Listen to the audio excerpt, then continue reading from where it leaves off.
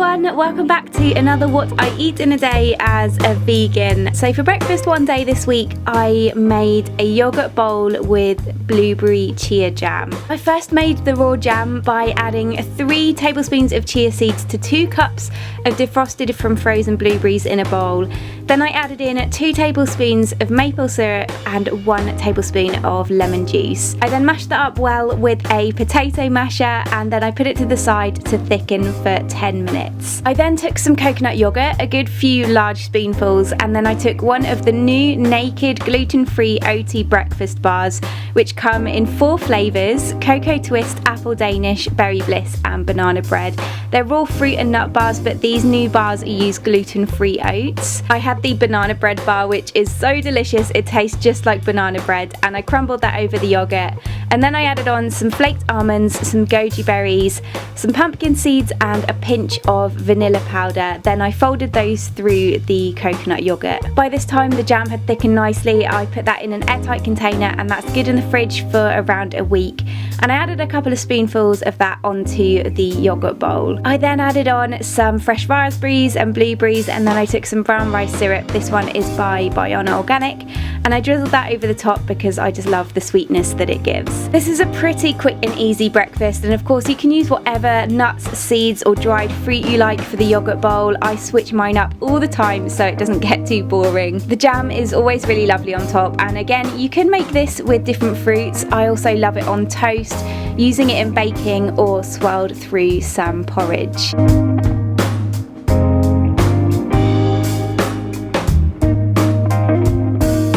Now comes the best bit. I've teamed up with the lovely people over at Naked who are kindly giving away a month's supply of their new gluten-free breakfast bars to one of my viewers. For your chance to win, all you need to do to enter is follow Naked over on Instagram, give this video a thumbs up and then comment below along with your Instagram username. This giveaway is open to UK residents only and I will be announcing the winner in 2 weeks' time. The full details will be written up in the description box below this video. For a snack morning I made these herb seeded crackers. I first preheated the oven to 180 degrees Celsius and then to a large bowl I added half a cup of oat flour, half a cup of brown rice flour, 1/3 of a cup of hemp seeds, 1/3 of a cup of sesame seeds, 1 tablespoon of ground flaxseed, 3 tablespoons of nutritional yeast, 2 teaspoons of mixed herbs, a teaspoon of onion granules, 1 teaspoon of garlic granules and some salt and black pepper. I mixed all of the dry ingredients together well and then I added in 1 teaspoon of olive oil and 1/3 of a cup of water, and I mixed it well again to then form a dough. I then floured a clean work surface and rolled out the dough to around 1 to 2 centimeters thick. Then took a small cookie cutter and cut out 22 crackers. I placed those on a lined baking tray in the oven for 15 minutes, but I flipped them over halfway through so that they could bake evenly. I then removed them, left them to cool as they really crisp up, before then spreading on some hummus. I then added on some sliced picante peppers and some chopped herbs. I am such a snacker, and so having these to hand is a really great way to get me through those times when you're hungry but you're not quite ready for a full meal. And you can top these with so many different spreads, dip them into things, add some vegan cheese on top. The combinations are endless. And any leftover crackers can be stored in an airtight container somewhere cool and dry for up to 3 days. I made a big batch of roast vegetable soup and I had some of that for lunch. I first peeled and chopped 1 butternut squash, then 1 large sweet potato, 3 carrots, 1 parsnip, 2 courgettes, 3 medium tomatoes and 1 red onion, and I added all of those to a large roasting dish with 4 cloves of garlic, 1 tablespoon of olive oil drizzled over, and then I seasoned everything with salt and pepper. I gave that a good mix, then I'd left the oven on at 180 degrees Celsius as I made this right after the crackers, so it went straight in for 35 minutes. I turned it halfway through and meanwhile I ground up half a teaspoon of fennel seeds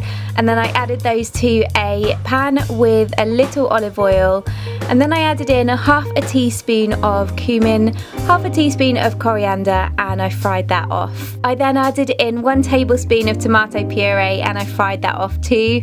I removed the veg from the oven, added it all to the pan including any juice, added in 1 pint of vegetable stock, a handful of chopped rosemary and oregano, and seasoned it with salt and black pepper. I gave it a good mix, and then I turned up the heat a little, placed the lid on and left it for 10 minutes just to simmer. I then blended it up until it was smooth with a hand blender, and then I served up a portion in a bowl, and I topped it with some paprika and some fresh basil. This is one of those really hearty, comforting soups which is perfect for the autumn months. It has so much goodness from all of the roasted vegetables, not to mention so much flavour too. It's a really good way to use up leftover vegetables, especially from like a Sunday roast dinner or something.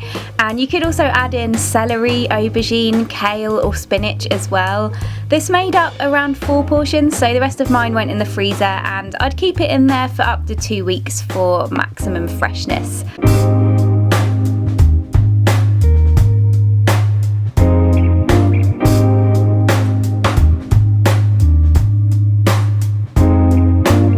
Later on, I snacked on some Inspiral kale chips. I'm sure I've spoken about these before at some point. The raw baobab and onion flavour is my absolute favourite, and they're basically pieces of air-dried kale coated in baobab and a onion cashew sauce. They are pretty amazing.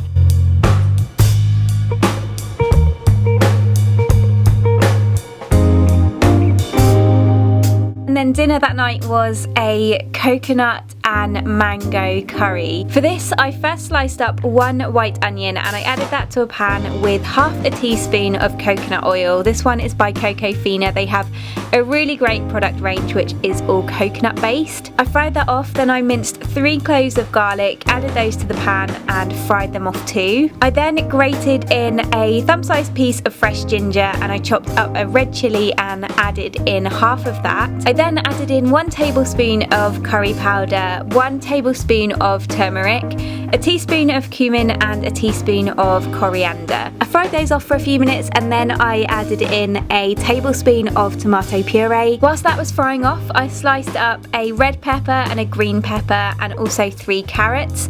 And I added those in next and fried those off for a few minutes before then adding in some pak choy. I then prepped a stick of fresh lemongrass and then chopped it up, and I added that into a blender along with half a can of coconut milk. I blended that up until it was smooth, then I cut up 2 mangoes, removed the flesh by sliding a glass through it. It works every single time. And I added that to the blender along with the other half of the coconut milk and again blended it up until it was smooth. Next I added 1 can of chickpeas to the pan, then I poured in the mango and coconut milk, seasoned it well with salt and black pepper, gave it a really good stir until the sauce darkened in colour and also thickened up, and then I left it on a low to medium heat to simmer for around 20 minutes. In the meantime, I'd cooked up some brown rice and then I served that up on our plates and dished the curry up on top of it with the rest of the chopped red chilli and also some fresh coriander. Because of the mango in this, it's a much sweeter curry than I'd usually make, but I just love the flavour of it, especially with the coconut, the lemongrass, the chilli and the ginger. They all work so well together. You can use whatever vegetables you fancy. Broccoli, green beans or mushrooms would all be really delicious in this too. I like adding in the chickpeas as well because they bulk the dish out a little bit, plus it gives it loads of added protein. This could have actually served 4 people, but we ended up eating most of it there and then we went back for the rest afterwards. And with that said, I usually have something sweet straight after my meal, or I'll make some kind of dessert, but for once I didn't actually have anything else to eat this day. So that's it for another day on my plate, and don't forget to check the description box below for more information on how to enter the Naked Breakfast Bar giveaway. All of the recipes shown in today's video will be written there as well. Thank you so much for watching, and I will see you in my next video. Bye!